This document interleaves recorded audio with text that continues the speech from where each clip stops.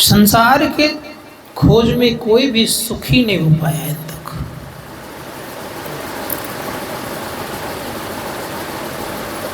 इसलिए धर्मशास्त्रकार कहते हैं अपने आप को खोजो।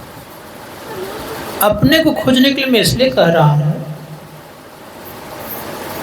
कि आप स्वयं कोई दूसरे नहीं हैं। आप हैं कौन पता कभी किए हैं? शरीर तो आप नहीं है,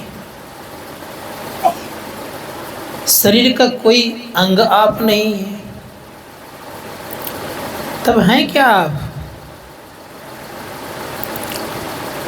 धर्मशास्त्रकार कहते हैं वो न रंग है, न रूप है, न रेखा है। क्या है वो? जिस पर रंग रूप शोभता है वो आप हैं। अर्थात देख रहे थे अभी कितना सारे सामान है यहाँ पर पड़ा हुआ, एक चीज कटी, क्या पावर कट गया, क्या परिणाम हुआ? कोई काम आया? ये आपके पास सब कुछ है और जिस पर ये शरीर चल रहा है उसी का अगर निकलना हो जाए तो क्या शरीर काम आएगा? संतों ने कहा इसीलिए उसकी खोज कीजिए। उसकी खोज कीजिएगा तो मृत्यु पर विजय प्राप्त कर लीजिएगा। उसकी खोज अगर होगी तो धर्मशास्त्रकार कहते हैं कि आप सदा के लिए अमर रहेंगे। आज बुद्ध शरीर में नहीं है लेकिन बुद्ध आज अमर है।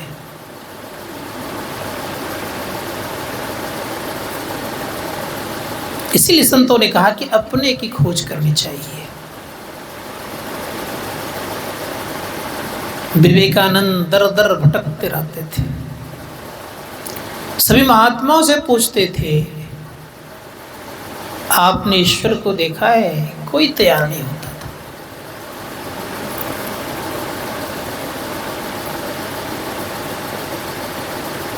गंगा नदी के किनारे बैठ करके मन में कुछ न कुछ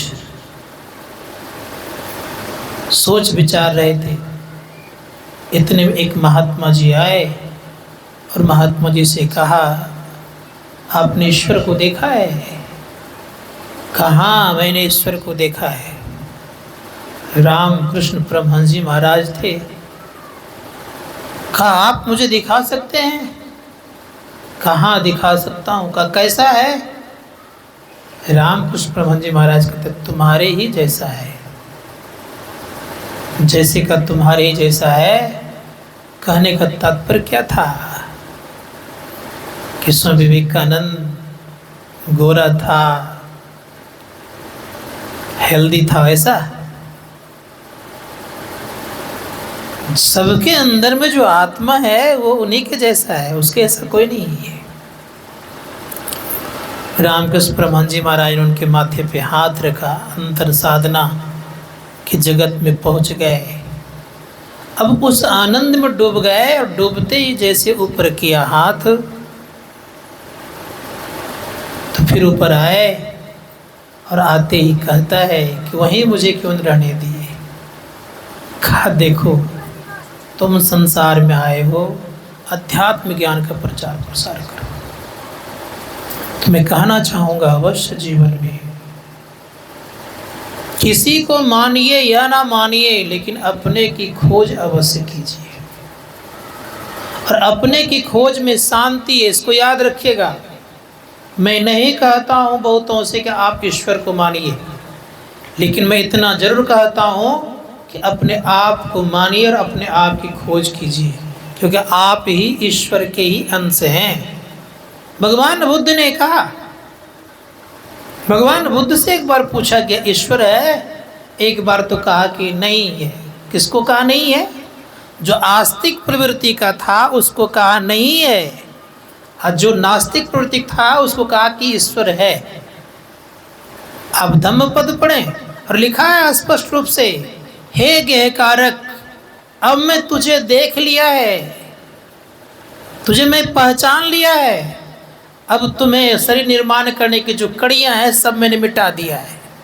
कौन है गह कारक भाई? संत महात्मा गण कहते हैं गह कारक मतलब होता है निर्माण करता। कौन निर्माण करता?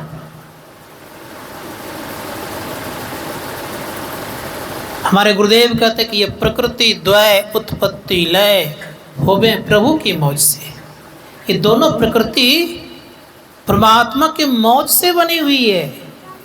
इसलिए धर्मशास्त्रकार ने कहा कि जब दोनों प्रकृति परमात्मा के मौज से बनी हुई है, लय भी किनके मौज से? परमात्मा की मौज से। और उत्पत्ति भी किनके मौज से? परमात्मा की मौज से। तो परमात्मा है कौन? नहीं, परमात्मा आप मानिए अनंत मान सकते हैं आप। और अनंत एक होता है, दो होता नहीं है। अनंत को ही ऑलमाइटी गॉड कहा गया। संतों ने कहा वो सबसे श्रेष्ठ है। वो उन परमात्मा को जानने के लिए क्या करना पड़ेगा? उन्होंने ही प्रसव किया है संसार का। प्रसव कहते उत्पन्न करने को उन्होंने बनाया है। इसलिए धर्मशास्त्रकार कहते कि वो सब में व्यापक है, समस्त प्रकृति मंडल में भर करके प्रकृति मंडल से बाहर है। इसलिए संतों ने कहा कि अगर जीवन में कल्याण चाहते हैं तो याद रख लीजिएगा कि दोनों प्रकृतियों को पार करके परमात्मा जो परे है, तो आपको दोनों प्रकृति के पार जाना होगा, तब आप अनंत मिल सकता, अन्यथा संभव नहीं है। आप हैं कौन? आप चार जड़ शरीर नहीं हैं। स्थूल सूक्ष्म कारण और महाकारण आप नहीं हैं। आप चेतन हैं। चेतन को आपने देखा है। और चेतन नहीं रहेगा तो आपका शरीर रह नहीं सकता।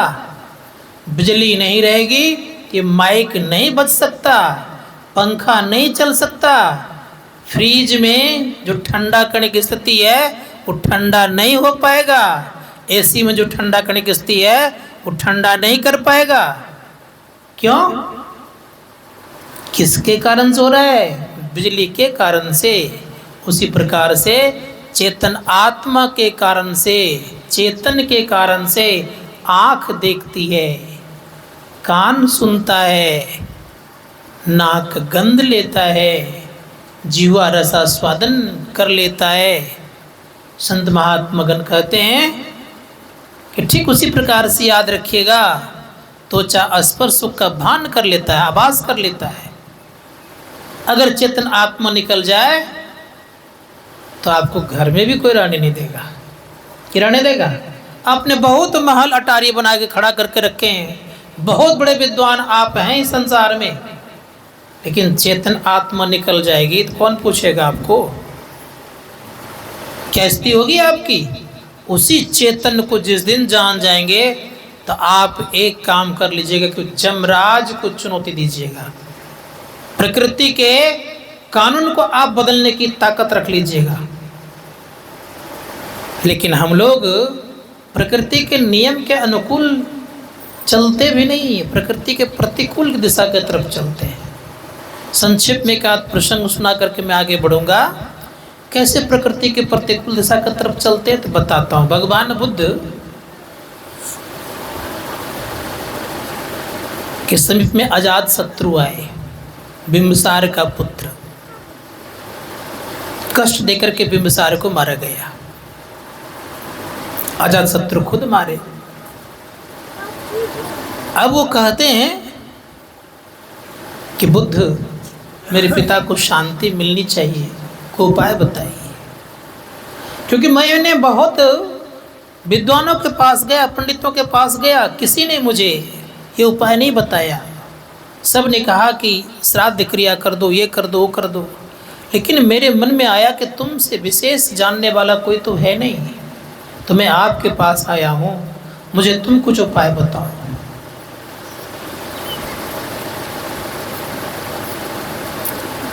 भगवान बुद्ध कहते हैं कि देखो, एक काम करो,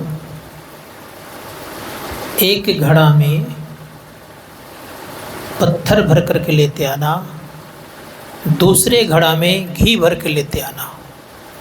और मैं ये सरोवर के नज़दीक खड़ा हूँ, लेकर के आओ।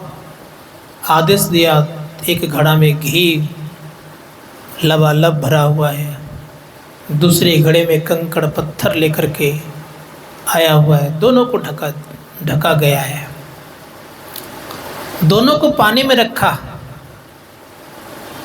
अजातशत्रु से कहते हैं कि इसको फोड़ डालो। जैसे कहा फोड़ डालो, दोनों को फोड़ डाला। दोनों घड़ा फूटते ही अजातशत्रु से पूछते हैं कि पत्थर कंकड़ कहाँ चला गया? कहा वो डूब गया।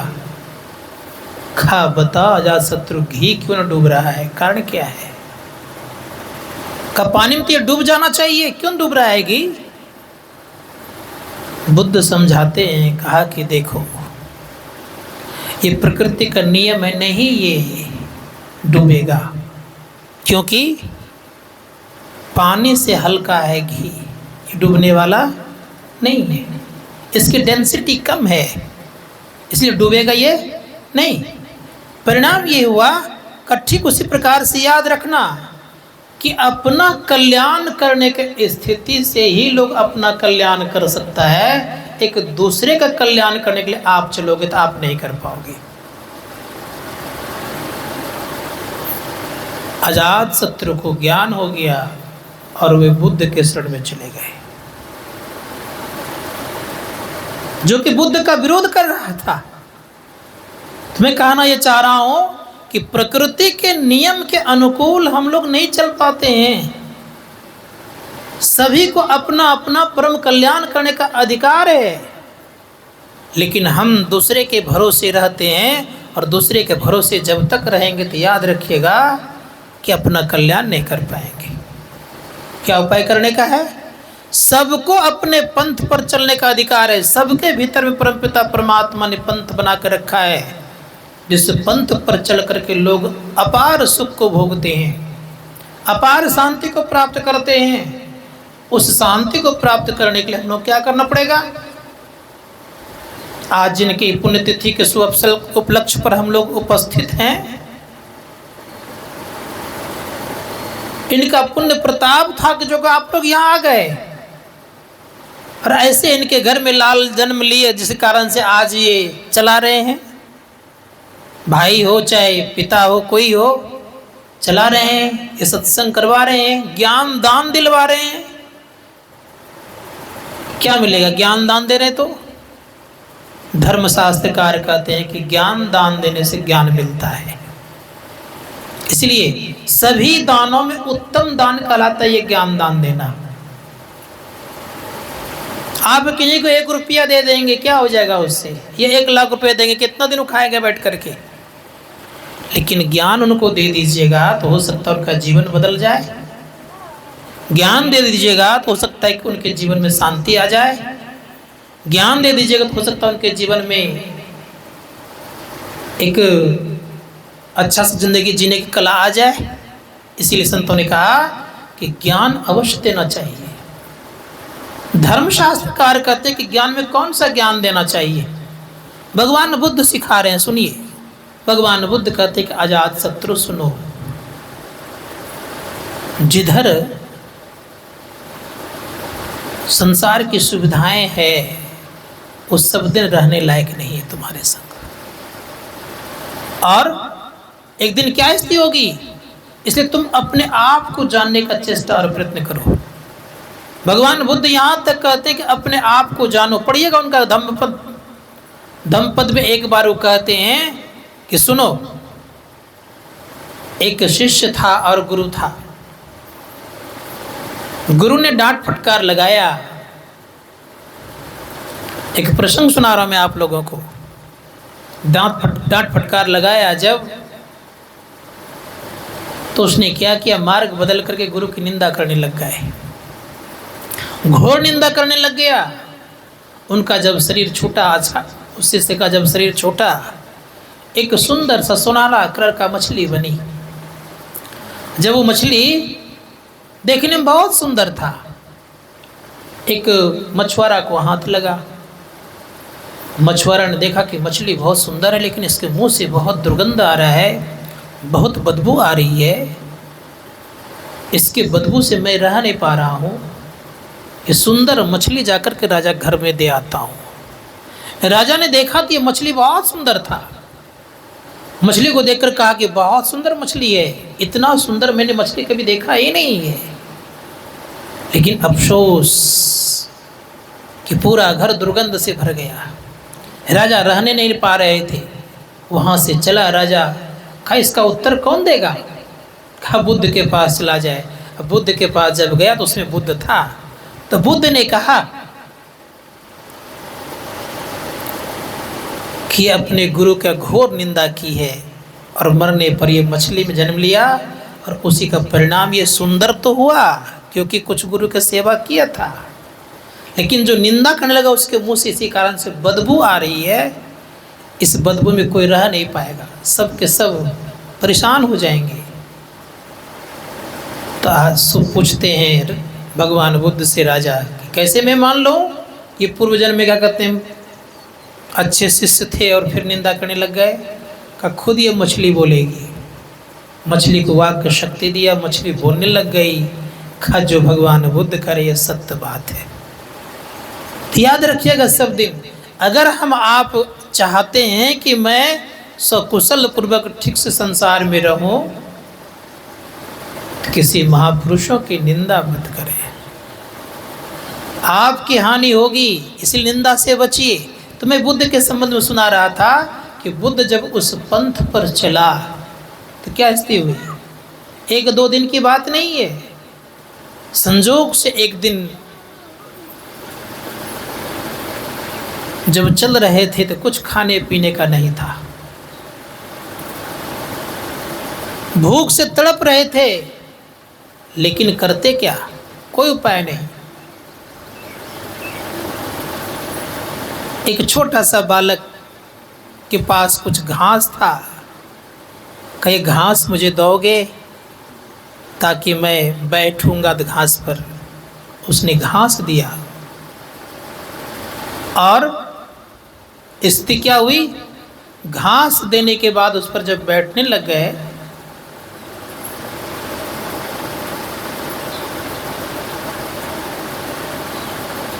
तो कुछ लोग आए कुछ भोजन लेकर के। सोने के पात्र में था। किस तरह से, आज जान लीजिए किस तरह से पात्र था। एक बट वृक्ष के नीचे जब बैठे तो मनोती की गई थी। पहले के ज़माने के लोग मनोती आज भी लोग करते हैं।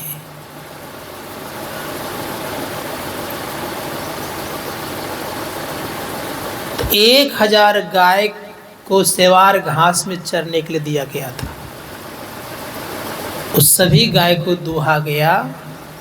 दूहने के बाद 500 गाय को दूध पिलाया। फिर दूहा गया 250 गाय को, 500 गाय को दूध 250 गाय को पिलाया। एवं प्रकार से एक गाय के दूध से खीर बनाया गया था। सोने के पात्र में ले जाकर के जब दिया, भगवान बुद्ध ने स्वयं उस खीर को खाए और खा करके बगल में तालाब था, उस तालाब में फेंक दिए। ऐसे नहीं फेंक दिए, खाए सब। पात्र को मुझे दोगे, खीर तो खा लिया हूँ। कहा हाँ दे दिया। सोचिए कितने त्यागी लोग थे।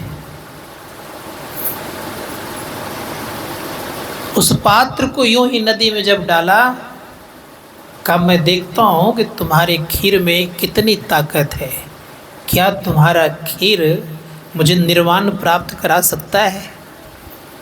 जैसे डाला, प्रयोग किया, जैसे डाला तो पानी बह रहा था इधर के तरफ।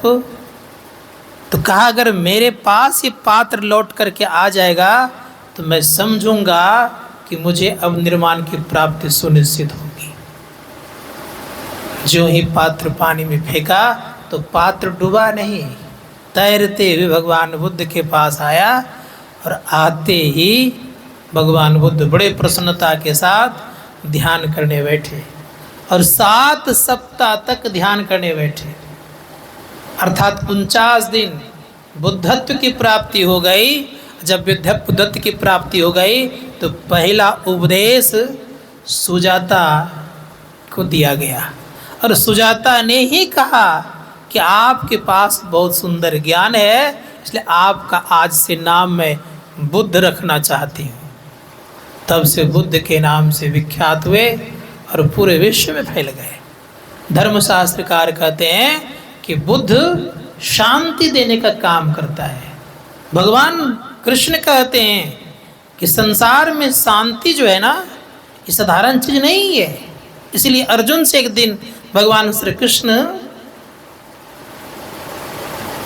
कब, जब युद्ध भूमि में खड़े थे तो कहा भगवान श्री कृष्ण ने कि अर्जुन, तुम जो ये विराट रूप देख रहे हो, ये विराट रूप मेरा वास्तविक रूप नहीं है। इस रूप में पूर्ण शांति तुम्हें नहीं मिलेगी, भय मिलेगा भले, लेकिन याद रखना जब तुम निज स्वरूप को जानोगे तो पूर्ण शांति को प्राप्त करोगे। तो पूर्ण शांति कहाँ है? अपने आप की पहचान में। पूर्ण शांति कहाँ है? अपने स्वरूप को जानने में। और दूसरों को जानेंगे तो शांति मिलेगी। संतों ने कहा दूसरों को जानने में शांति नहीं है, इसीलिए संतों ने कहा कि ईश्वर के स्वरूप को जानिए। ईश्वर इन आँखों से नहीं देखा जाता है, सदैव याद रखिएगा। ईश्वर दिव्य दृष्टि से भी नहीं देखा जाता है।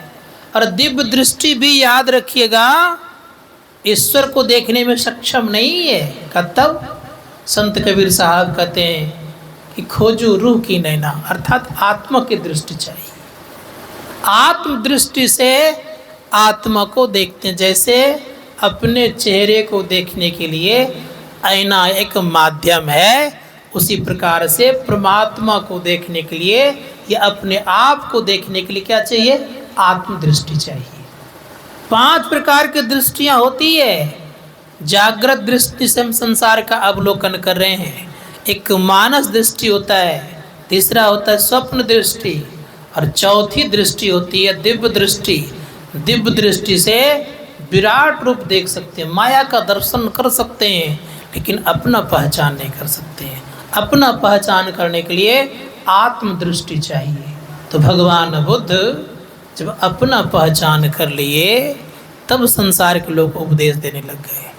अपना पहचान करने पर ही दोनों प्रकृति को आप ठीक ठीक देख सकते हैं, दोनों प्रकृति को आप समझ सकते हैं।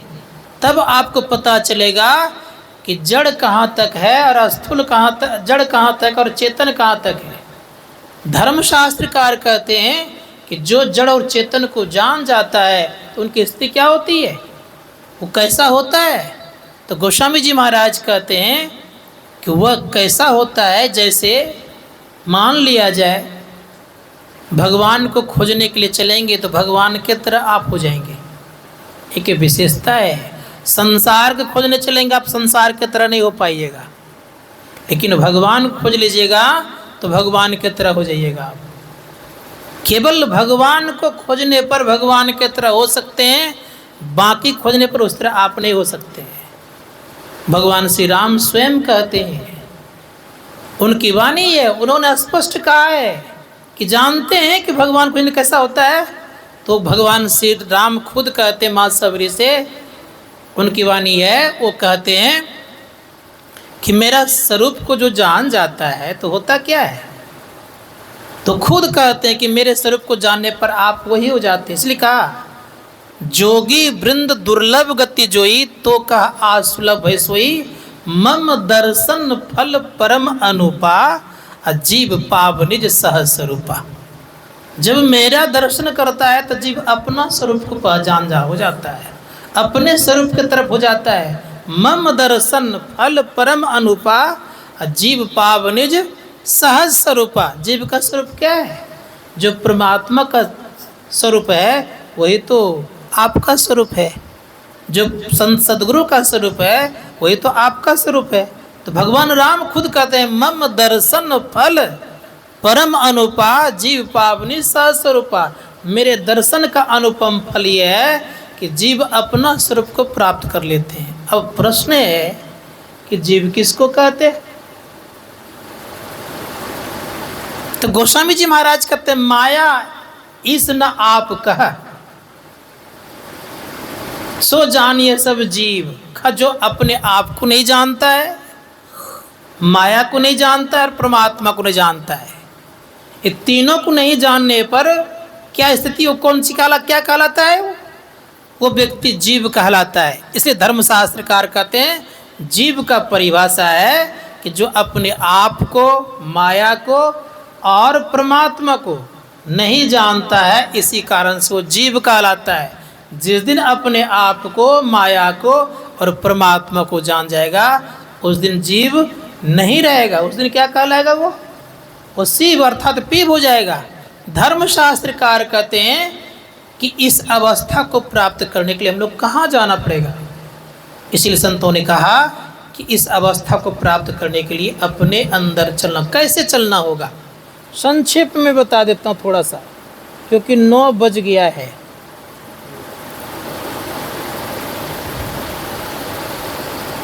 कैसे हम जानेंगे? क्या उपाय है? धर्मशास्त्रकार कहते कि आप पहले बैठे कहाँ हैं? ये पंडाल में बैठे हैं, तो पंडाल में बैठे थे यहीं से ना आप चलेंगे। शरीर बैठा है पंडाल में, आप कहाँ बैठे हैं शरीर में? जितने भी यहाँ पर बैठे हैं तो सबका शरीर पंडाल में बैठा है। तो शरीर तो आप हैं नहीं, और पंडाल के अंदर शरीर बैठा है, तो आप शरीर में कहाँ बैठे हुए हैं? किसको किसको पता है? बताइए तो। कौन जान रहे हैं कि आप शरीर में कहाँ बैठे हुए हैं? कोई जान पा रहे हैं? कबीर साहब ने कहा, इस तन में मन कहाँ बसे? इस शरीर में मन कहाँ बसता है? निकस जाए कहीं ठौर। किस ठौर से आप निकलेंगे? किस रास्ते से निकलेंगे? गुरु गम है तो पाइया, न तो कर गुरु और। बहुत लोग गुरु कर लिए हैं, लेकिन शरीर में कहाँ हम बसे हुए हैं ये तो पता करनी चाहिए। संत कबीर साहब उत्तर देते हैं कि नैनो माही मन वसै, निकस जाए नौ ठौर। गुरुगम से बताइया सब संतन सिर मोर। का जो सच्चे संत सदगुरु होते हैं वे बताते हैं। उपनिषदकार कहते हैं कि आप इस शरीर में कहाँ रहते हैं? उपनिषदकार ने कहा, बिंदु मध्य जीवात्मा सूक्ष्म रूपेण वर्तते। याद रखिएगा, आज हम लोग कहाँ रहते हैं? शरीर में बिंदु के मध्य में रहते हैं। कौन कह रहे हैं? उपनिषदकार कह रहे हैं कि बिंदु मध्य जीवात्मा सूक्ष्म रूपेण वर्तते। बिंदु के मध्य में जीवात्मा है और सूक्ष्म रूप से विराजमान है। कौन? सभी लोग, सभी कोई कहाँ रह रहे हैं? बिंदु के मध्य में। वहीं से हम लोगों को चलना होगा। हमारे पूज्य गुरुदेव कहते हैं, मन तुम बसो तीसरो नैना, महतः से चल दीजियो रे। कैसे जाएंगे? तो गुरुदेव कहते हैं, जोड़ी जकड़ी सुखमन में बैठो, गगन उड़ी जोरे। जोड़ करके जकड़िए और क्या कीजिए? सुषमना में बैठिए, अर्थात बैठ जाइए, वहाँ से चलिए। अर्थात जोड़ी जकड़ी सुखमन में बैठो, गगन उड़ी जोरे।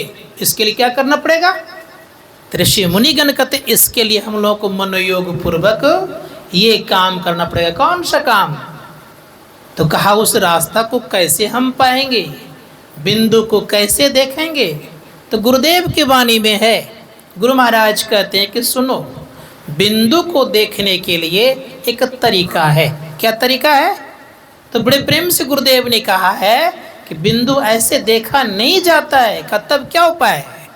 तो बड़े प्रेम से गुरुदेव कहते हैं कि सुनो कैसे देखा जाता है। उन्होंने कहा कि लखत लखत छवि बिंदु प्रभु की, ज्योति मंडल धसीधाइयो। देखते देखते साधक ज्योति मंडल में प्रवेश करता है। इसके पहले संभव नहीं है। इसीलिए देखने कला से देखिए, कहाँ देखना है? तो धरणीदास जी महाराज कहते हैं कि धरणी निर्मल नाशिका, निरखत रहो नैन की कोर, सहजे चंदा उगए भवन होत इंजोर। भगवान श्री कृष्ण कहते हैं कि कैसे देखा जाता? तो भगवान श्री कृष्ण कहते हैं, सम आसन आसीना सम का यथा सुखम हस्ताबुत अधाया स्वनसाग्र कृते क्षणा। भगवान श्री कृष्ण कहते हैं कि सम आसन में सुख पूर्वक बैठ जाओ और क्या करो, धर गर्दन मस्तिष्क को सीधा कर लो और नशाग्र में देखो, दसों दिशाओं को छोड़ कर के देखो। जब इस तरह जब देखना होगा तब आपके जीवन में कुछ न कुछ उन्नति होगी, आपका उत्थान होगा। ऐसा अगर देखने की कला नहीं आई है तो कोई फायदा नहीं है।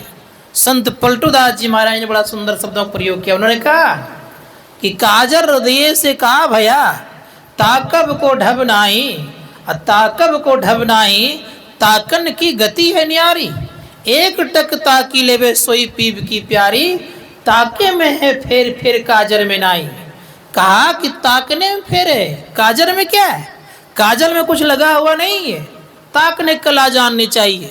जो ताकने कला जान जाता है तो प्यारे अर्थात परमात्मा के प्यारे हो जाते हैं।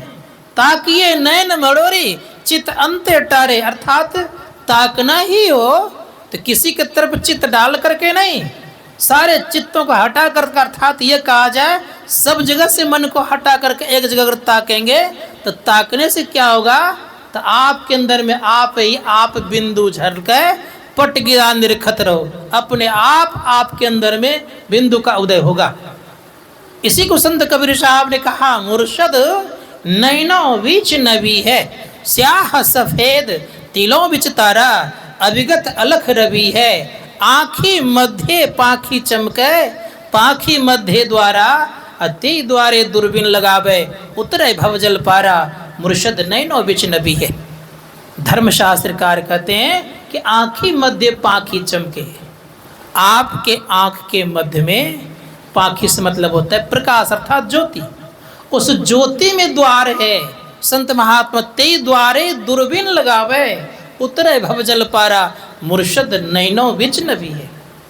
धर्मशास्त्रकार कहते हैं कि देखने के लिए तो आता नहीं लोगों को, इसीलिए बड़ा सुंदर शब्दों का प्रयोग किया है कबीर साहब ने। कबीर साहब ने कहा, देखो दाखो ताको मत, खाओ पियो चखो मत, बोलो चालो बको मत। लोग देखने के लिए नहीं जानता अभी तक। अगर देखना ठीक से जान जाएगा तो निश्चित याद रखिएगा कि भगवान बुद्ध के तरह उनको शांति मिलेगी।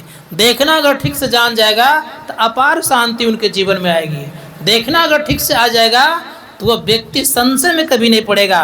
देखना अगर ठीक से आ जाएगा तो व्यक्ति कभी भी किसी दूसरे के बहकावे में नहीं रहेगा, वो अपने रास्ते पर खुद चलेगा और उन्हें चलने में शांति महसूस होगी।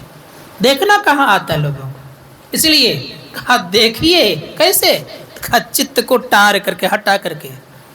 संत महात्मा गण कहते इसलिए देखने की कला आनी चाहिए। और जो देखने की कला जानता तो होता कैसा है वो। गुरु नानक जी महाराज कहते हैं, एक दृसठ करी समसरी जाने, जोगी कहिए सो जो देखने की कला जानता है वो जोगी कहलाता है, कोई साधारण लोग नहीं कहलाते वो। इसलिए देखने की कला जिनको आ जाएगा वो घर बैठे जोगी है, बाहर जाने की आवश्यकता नहीं है उनके जीवन में, कहीं जाने की जरूरत उनके लिए नहीं है। इसलिए खूब बढ़िया से देखने की कला से देखना चाहिए। इसलिए देखने जब तक नहीं आएगा तो क्या करिएगा, कहाँ पड़े रहिएगा। तो गुरु नानक जी महाराज कहते हैं, जो गुण खिंथा जो गुण डंडे, जो गुण भस्म चढ़ाइए, जो गुण मुंदी मुड़ी मुड़ाइए, जो गुण सिंजीवाइए, अंजन माही निरंजन रहिए, जोग जुगति पाइए, गली जो गुण होई, एक दृसठ करी समसरी जाने, जोगी कहिए सोई। दाढ़ी बाल मुड़ा लेंगे, भस्म लगा लेंगे, डंटा बड़ा रख लेंगे, बहुत बड़ा कपड़ा पहन लेंगे, इससे आप जोगी नहीं होंगे। ठीक है, तब कैसे जोगे होंगे, एक दृष्ट करी समसरी जाने, जोगी कैसे, जो देखने कला जानता है वो जोगी कहलाता है। इसलिए संत महात्मा गण कहते देखने की कला जान जाइए पहले। भगवान श्री कृष्ण अर्जुन से कहते हैं गीता में, क्या कहते भगवान श्री कृष्ण, खस भगवान श्री कृष्ण कह रहे हैं, समम का शिरोग्रीवम धार्यम चलम स्थिरम संप्रेक्ष नसाग्रम स्वदशान्वलोकन। भगवान श्री कृष्ण कहते हैं कि सम शरीर को सम रखो, सिरो अर्थात सिर को ठीक ठाक रखो, अर्थात सीधा करो। समम काय सिरो ग्रीवम धारियम चलम स्थिरम, इसको स्थिर करो। सिर को, गला को, रीढ़ को और मस्तिष्क को, सबको सीधा रखो। और तब क्या करो, दिशाचानवलोकयन अर्थात दिशाओं को छोड़ करके देखो। कहाँ? कर्नाशाग्र में। क्या होगा? कबीर साहब इसका उत्तर देते। कबीर साहब कहते हैं, कबीर कमल प्रकाशिया उगा निर्मल सूर, रैन अंधेरी मिट गई बाजे अनहत्तुर। आपके जीवन में जो अंधकार है वो चला जाएगा। आपके भीतर में क्या होगा? का अनहद तूर अर्थात अनहद शब्द मिलेगा। इसे धर्मशास्त्रकार कहते हैं कि ये ज्ञान अपने जीवन में उत्पन्न करने के लिए आपको अपने रास्ते पर चलना पड़ेगा। कैसा रास्ता अंदर का है? संसार का रास्ता याद रखिएगा, अलकतरा से बना होता है, गिट्टी से बना होता है, लेकिन भीतर का रास्ता अलकतरा और गिट्टी से बना हुआ नहीं है। सीमेंट सरिया नहीं लगा है इसके अंदर में। का तब क्या इसके अंदर में है? धर्मशास्त्रकार कहते हैं प्रकाशमय रास्ता है। जो प्रकाश में रास्ता पर चलता है कैसा वो होगा? इस धर्मशास्त्रकार ने कहा कि प्रकाशमय रास्ता है और शब्द का रास्ता है। इसलिए शब्द के डगर पर चलने वाले व्यक्ति की दुर्गति नहीं होती, और इस अलकतरे वाले और सीमेंट पर चलने वाले की दुर्गति भी होती है, भयंकर दुर्गति हो जाती है। संतों ने कहा उस रास्ते पर चलने वाले का एक्सीडेंट नहीं होता, उनके हाथ पैर नहीं टूटते। इसलिए संत कबीर साहब ने कहा, उनकी वाणी में है कि गगन की ओठ निशाना है। उस रास्ते पर चलता है तो खून नहीं बहता है। कबीर साहब ने कहा कि गगन के ओठ निशाना है, दाहिने सूरज चंद्रमा बाएं तिनके बीच छिपाना है। छिपाने के लिए कह रहे हैं मारियो बांध विधा तन ही तन, सदगुरु का परमाना है। और कबीर साहब कहते हैं कि कहे कबीर, अंतिम बारी कह रहे हैं, कहे कबीर सुनो भाई साधु, जिन जाना तिन माना है। जिन्होंने जाना उन्होंने मान लिया। ये स्थिति अपने अंदर में करिए उत्पन्न, ये काम करिए। किस बाण से मारेंगे? तो कबीर साहब उसी पंक्ति में कहते हैं कि शब्द का बाण मारिए। वो बाण कैसा है? मारियो बांध विधा तन ही तन, सदगुरु का परमाना है। बाण मारने पर याद रखिएगा घाव नहीं होता है, खून नहीं बहता है। इसलिए उधर चलने का प्रयास कीजिए, वो आपका अपना रास्ता है। इसलिए गुरुदेव कहते हैं कहाँ रास्ता मिलेगा? तो कहा कि जब तक तुम ठीक से देखना नहीं जानोगे तब तक रास्ता मिलने वाला नहीं है। वो अंधकार से ढका हुआ है, इतना ही है। प्रथम पट्टी किसकी है? प्रथम पर्दा किसका है? तो कहा अंधकार का है। अंधकार से ढका हुआ है। जैसे अंधकार को फोड़ोगे तो प्रकाश उसने कहा तम फटे ज्योति भरे, आकाश का तू सैर कर। जो व्यक्ति अंधकार को फोड़ेगा तो क्या मिलेगा? तम फटे ज्योति भरे। उसके अंदर में ज्योति ही ज्योति है। ज्योति कैसा? ये बिजली वाली ज्योति है, ऐसी ज्योति नहीं है। का तब का ब्रह्म ज्योति है वो। और ब्रह्म ज्योति में क्या स्थिति होती है? संसार के संपूर्ण प्रकार की अग्नि, याद रखिएगा 3 प्रकार की अग्नि होती है, दावानल, बड़वानल और जठरानल।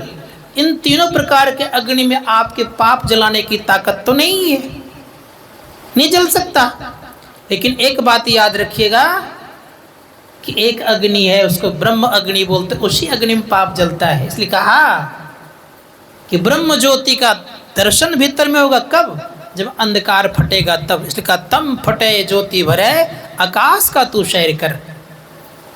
उस आग में पाप जलते आपके। इसलिए संत महात्मा ने कहा कि अगर आप चाहते हो पापों से मुक्त होने के लिए तो क्या करना पड़ेगा?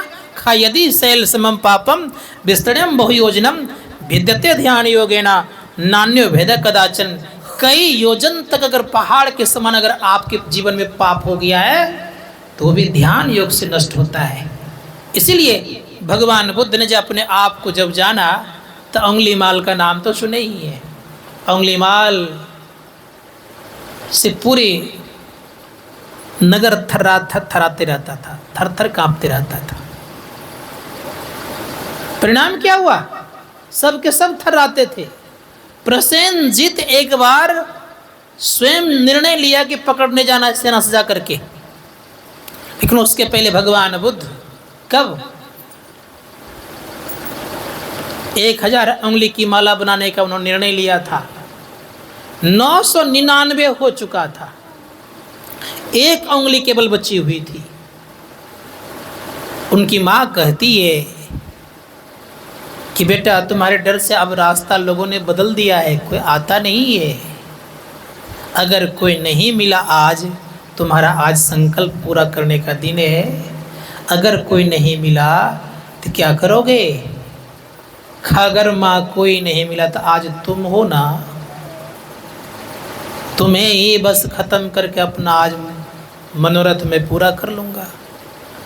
माँ ने जो ही सुनी इस बात को, भागी वहाँ से। और जब भागी तो जानते यहाँ वहाँ कहीं नहीं गई, वो सीधे भगवान बुद्ध के पास पहुँच गई। भगवान बुद्ध से कहती हैं कि मुझे भगवान बचाइए, ये तो मेरा पुत्र आज मुझे ही मार डालेगा। कहा कौन तुम्हारा पुत्र? खा उंगली माल, खा, घबराओ नहीं। भगवान बुद्ध वहाँ जाने की तैयारी करते हैं तो कहती है मत जाइए, आज वो उन्माद हो चुका है, किसी को नहीं छोड़ेगा वो। खा माँ घबराओ मत, मैं जा रहा हूँ। भगवान बुद्ध मंद मंद चाल चल रहे हैं। उंगली माल ने पदचाप केवल सुना, सुनते कहते कौन? हो ठहर जाओ। भगवान बुद्ध ने कहा मैं तो ठहरा हुआ हूँ, तुम कब ठहरोगे? मतलब हम सभी विकारों से ठहर चुके हैं। हमारे अंदर में काम, क्रोध, लोभ, मोह, मद, मात्सर, ईर्ष्या, द्वेष, डाह कुछ भी नहीं है। तुम कब ठहरोगे? तुम्हारे अंदर भरे पड़े हैं। तुम्हारा मन तो संसार में दौड़ रहा है, चलायमान है, चलता है, चंचल है। मैं तो ठहरा लिया हूँ, मैं तो ठहर गया हूँ। तुम चल रहे हो और कहते हो कि ठहरे हुए हो। खा कि हाँ मैं ठहरा हूँ, तुम कब ठहरोगे? तुम कहाँ जा रहे हो पता है? कहा मैं अब लौट नहीं सकता। कहा क्यों नहीं लौट सकता? कहा मैं बहुत आगे निकल चुका हूं।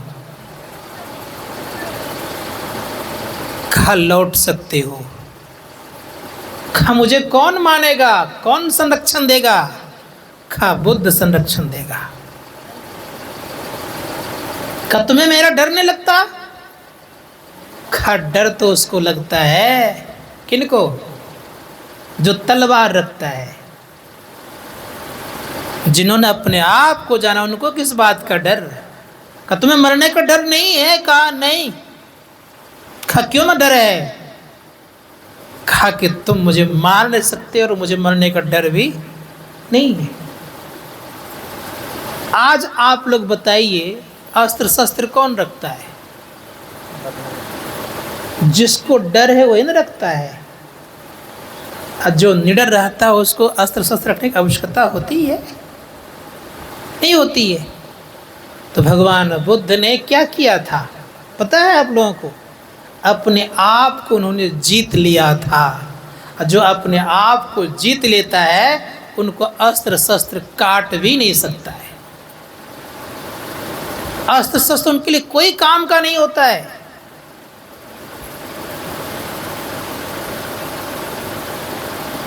तो गले में तलवार लगाते उंगली वाल पूछता तुम्हें डर नहीं लगता मरने का? कहा कि नहीं। कहा क्यों? कहा कारण ये है कि मैं भय से मुक्त हूँ और सबके सब क्या हैं? भय से युक्त हैं।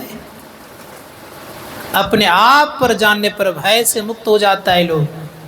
ग्रंथों के पढ़ने से भय से मुक्त नहीं होता, लेकिन अपने आप को जिस दिन जान लीजिएगा कि मैं शरीर नहीं शरीर ही हूँ, मैं जड़ नहीं चेतन हूँ, मैं अजर अमर अविनाशी हूँ, उस दिन आपको भय नहीं लगेगा। लेकिन केवल पढ़े हुए हैं तो भय लगेगा,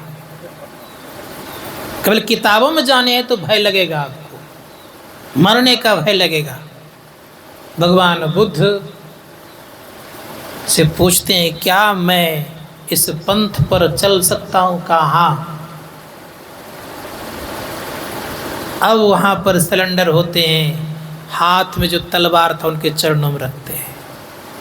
भगवान बुद्ध क्या करते हैं, उस दिन बड़े प्रेम से तलवार को पिजाया था, उसी तलवार से उनके बाल मुड़ते हैं, अर्थात सिर मुड़ाते हैं, अपना चीवर अर्थात वस्त्र देते हैं और लेकर के चल पड़ते हैं। जब चल पड़ते हैं तो प्रसेनजित उधर से सेना से आकर के आ रहा था। जब आ रहा था तो पूछते राजन कहाँ जा रहे हो? खा उंगली माल को पकड़ने के लिए।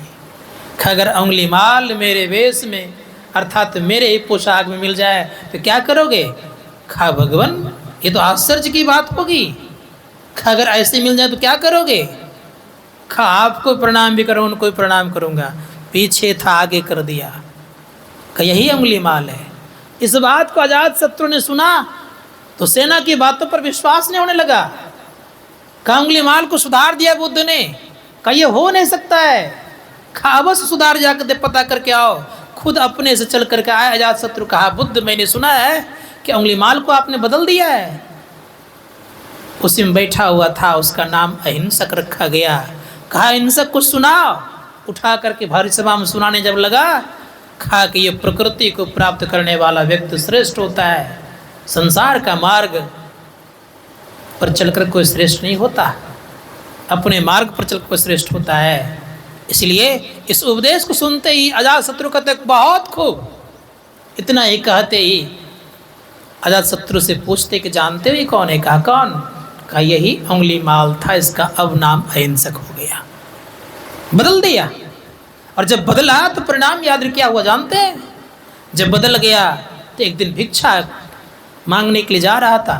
लोगों ने देखा या उंगली माल है, सबों ने पत्थर लाठी से मारना शुरू किया, लेकिन उंगली माल एक शब्द नहीं बोला। भगवान बुद्ध को पता चला कि मारने के लिए उंगली माल को बहुत लोग तैयार हो चुके हैं। गए उनके देह पर गिर गए। खा इसको नहीं मार सकते हो। खा बुद्ध इसको बचा रहे हो, ये बहुत बड़ा हत्यारा है। इन्होंने बहुतों का मांग का सिंदूर उधार दिया है, उजाड़ दिया है।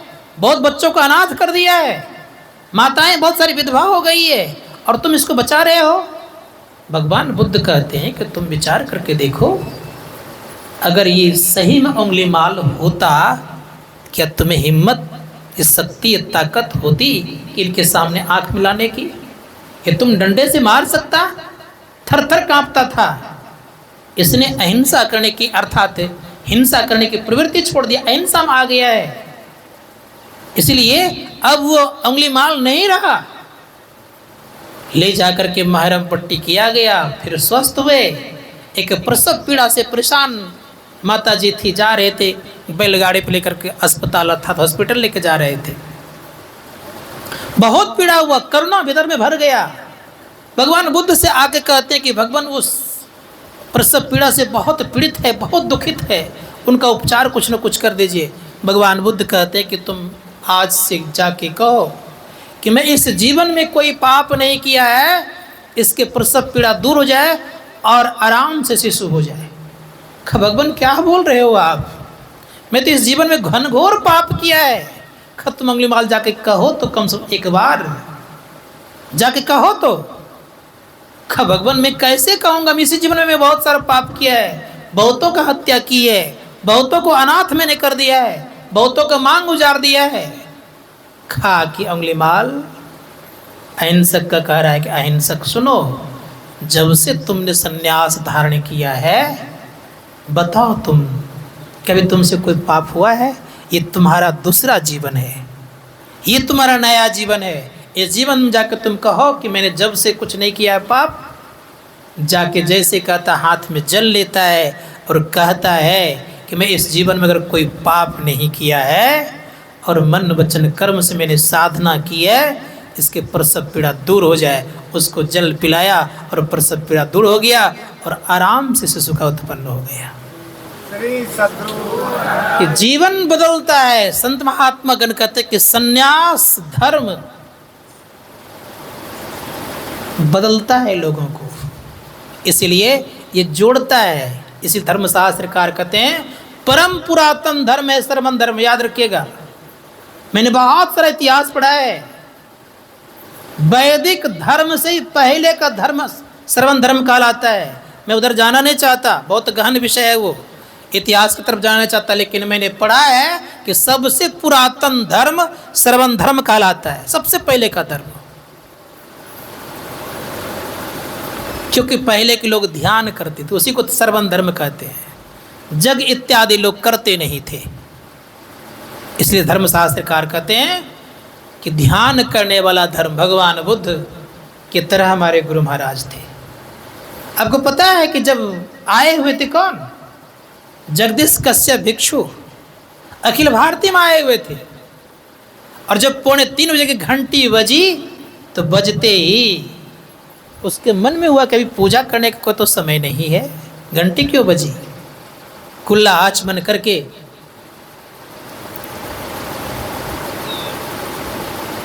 आप बैठ जी, पहले कुल्ला आचमन करके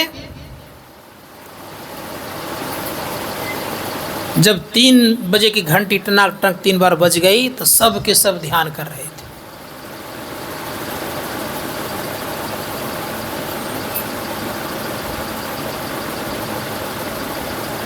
अब उनके मन में होता है कि यहाँ तो सब के सब ध्यान कर रहे हैं, महर्षि जी क्या करते हैं? देखते तो वही मसारी के भीतर बैठ करके मसलन के सहारे से बैठ करके ध्यान कर रहे हैं। प्रातःकाल सत्संग में जब उपस्थित होते हैं, मंच पर जब उनको माइक दिया गया तो जगदीश कश्यप भिक्षु ने 3000 पृष्ठों में त्रिपिटक लिखे हैं। उन्होंने घोषणा करते हुए कहते हैं कि मैंने भगवान बुद्ध को तो नहीं देखा, मैंने केवल सुना था कि भगवान बुद्ध हजारों शिष्यों को लेकर के ध्यान करने बैठते थे, लेकिन आज मैं भगवान बुद्ध के तरह देख रहा हूँ महर्षि में ही परमहंस जी महाराज को, कि लाखों शिष्यों के बीच में बैठ करके ध्यान कर रहे हैं। अब सोच के देखिए, धर्मशास्त्रकार कहते हैं कि संसार के संपूर्ण पापों को नाश करने वाला अगर कोई है तो ध्यान योगी है। इसलिए उपनिषदकार ने कहा कि करोड़ों अर्थात पहाड़ के समान कितना योजन का, यदि शैल समम पापम विस्तृण्यम बहु योजनम, बहुत प्रकार का अर्थात बहुत योजन तक पहाड़ के समान अगर पाप हो गया है तो ध्यान योग से नष्ट होता है। न यज्ञ आपके पापों को नष्ट कर सकता, न जप कर सकता, न तप कर सकता। जब कभी पापों का नष्ट होगा तो ध्यान योग के द्वारा, और ध्यान योग में जब ब्रह्म ज्योति का उदय होगा तब पापों का नष्ट होगा। संत महात्मागण कहते हैं कि ऐसी अवस्था प्राप्त करने के लिए हम लोग को ध्यान करना चाहिए। इसलिए गुरुदेव कहते हैं कि प्रत्येक व्यक्ति के अंदर में परमपिता परमात्मा ने रास्ता बनाया है। वो रास्ता कैसा? तो गुरुदेव बड़े सुंदर शब्दों का प्रयोग करते कहते हैं, बजती है 5 नौबतें, सुन एक एक को, अब प्रत्येक पे चढ़ जाके निजना खोजना। हम लोगों ने एक खेल देखा होगा टीवी वगैरह पे, एक लड़का कुछ दूर पर है, यहाँ से दौड़ करके वहाँ जाता है, उसको फिर वो दौड़ता है, फिर वो दौड़ता है, अब फिर जहाँ पहुँचना वहाँ पहुँचता है। कौन खेल है वो? क्या नाम उसका? नए युवक जानते होंगे उस खेल को। संत महात्मा ठीक उसी प्रकार से हम आपके अंदर में खेल होता है, अर्थात स्थूल मंडल का शब्द सूक्ष्म मंडल के शब्द को पकड़ाता है, और सूक्ष्म मंडल के शब्द कारण मंडल के शब्द को पकड़ाता है, और कारण मंडल के शब्द महाकारण मंडल को पकड़ाता है, और महाकारण मंडल के शब्द को शब्द क्या करता है? तो चेतन मंडल के शब्द को पकड़ाता है, अर्थात कैवल्य मंडल शब्द पकड़ाता है। और कैवल्य मंडल का शब्द परमपिता परमात्मा का जहाँ से आवाज़ आती है वहाँ तक पहुँच करके परम कल्याण को प्राप्त करता है। इसे धर्मशास्त्रकार कहते हैं अपने अंदर में चलने का प्रयास और प्रयत्न करते रहेंगे तो यह लोक और परलोक दोनों सुख में होगा। तो अब ज़्यादा बोलने की इच्छा नहीं हो रही है क्योंकि 9:45 की तरफ है और आप लोग घर भी जाएंगे, घर का कार्यक्रम भी करेंगे। तो इन्हीं छंद शब्दों के साथ अपनी वाणी को विराम देते हुए एक बार निवेदन करता हूँ कि जिस हेतु ये कार्यक्रम रखा गया है, जहाँ कहीं ये हैं सुखपूर्वक रहें, अच्छे से रहें, भगवत भजन करते रहें और ईश्वरगामी बन करके उस रास्ते पर चल कर अपना परम कल्याण करें। और आप लोगों को बहुत बहुत धन्यवाद और शुभकामना। यह लोक और परलोक दोनों बने। इन्हीं शुभकामनाओं के साथ एक बार निवेदन है, बोलिए प्रेम से महाराज की जय।